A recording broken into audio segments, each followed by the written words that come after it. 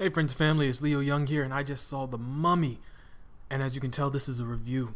So let's get right into it. The movie itself, it was amazing. Personally, as a comic book fan, this was better than Wonder Woman. Now, don't crucify me because I'm about to explain why. So the thing about The Mummy is, it's more than just The Mummy. This movie, straight up, Tom Cruise, first of all, amazing actor. He plays I guess you would say a militarized Nathan Drake named Nick Morton. He goes to areas in Iraq, in the Middle East, not pretending, he's a scout. And what he does is, with his friend, I believe his name is Sergeant Vale, played by Jake Johnson, the two of them go off into towns, collect artifacts, dip out, and then I don't know exactly the faction, but the insurgents, we'll just say, will come through and erase, the history of the past, the Mediterranean history, which is an actual event that's been happening for quite a while.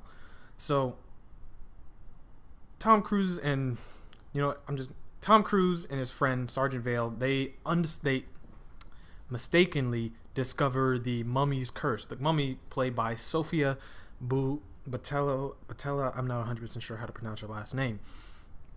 And what they do is they release her, and when you actually see it, you're a little annoyed because Tom Cruise's character comes off way too jackassy, even for me, and maybe for a couple other people, but he does have his redeeming qualities, especially at the end. Now, this is when Jenna Hazley, played by Annabelle Wallis, I believe it's Wallace, comes in, and she's pretty much the love interest for Tom Cruise's character. She works with this organization which is supposedly historians, and is run by Russell Crowe. Now, Russell Crowe's character, oh my god, when I found out who he was, when they said his last name, this is what helped me figure out that The Mummy is more than just a remake. It's a franchise for more than just The Mummy. You see, Tom Cruise's character becomes cursed by the mummy. She wants to use Tom's body as a vessel for the Egyptian god of death, Set. And Annabelle Wallis' character needs to get Tom back to Russell Crowe and her organization to help him. Now, what you learn is that Russell Crowe his character is Dr. Henry Jekyll, the legendary good half of Hyde. That's right. Russell Crowe's character is Dr. Jekyll, Mr. Hyde.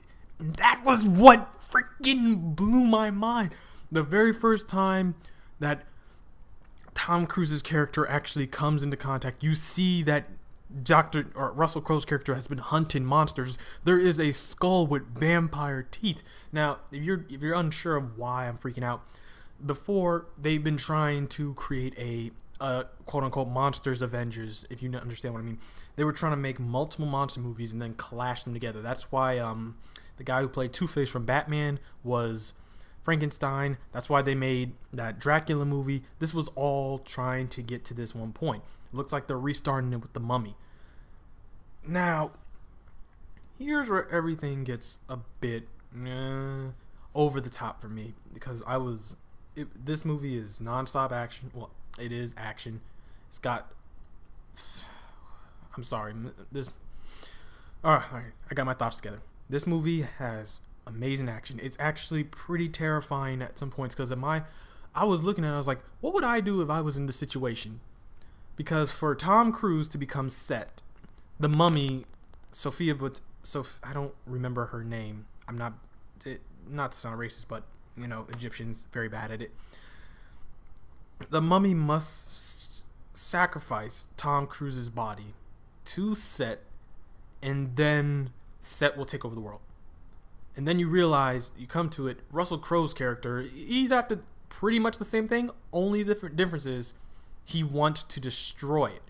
So they sacrifice Tom Cruise's body, they give it to Set, they immediately annihilate it, and they're done. The curse is gone, Set's gone for a while, and the whole world's, back to the way it was. They go back to hunting monsters.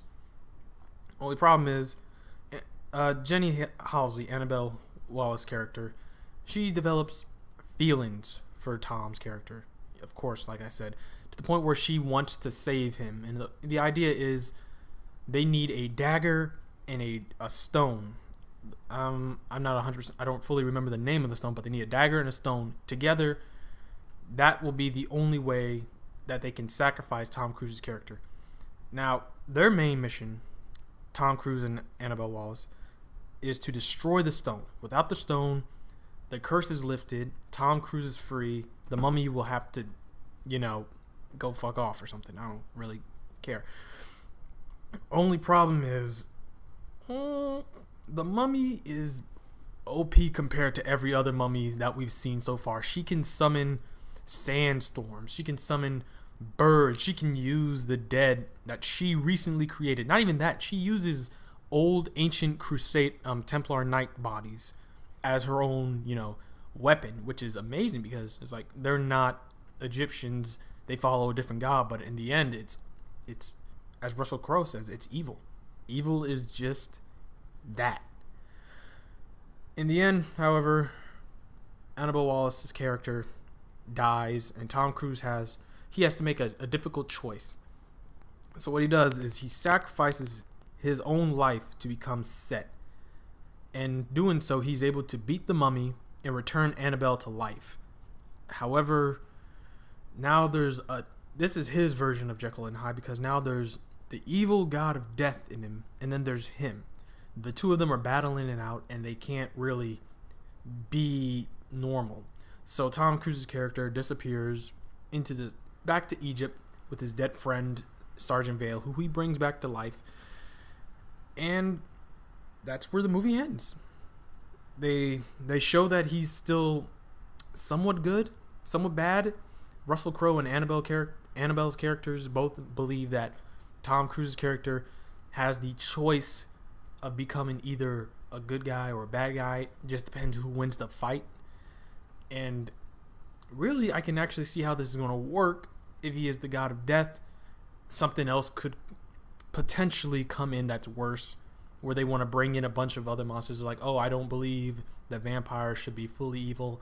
Oh, I don't believe just because I'm a werewolf, all this crap. All these monsters come together and just fight, I guess, quote unquote, the ultimate evil. If that makes any sense.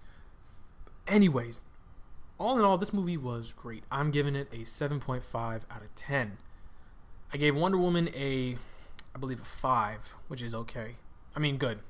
5 is good. This movie was amazing. Amazing is above good. And I don't want to go into all the details, and I don't want to go into all the spoilers, because then it's just like, I don't want to ruin it for you. The movie just came out today. Don't want to just hit you with it all at once. But anyways, my personal opinion, see this fucking movie. This is just,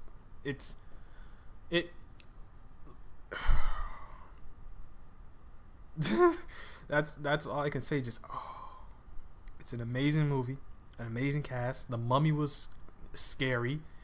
What was the movie? It's PG-13.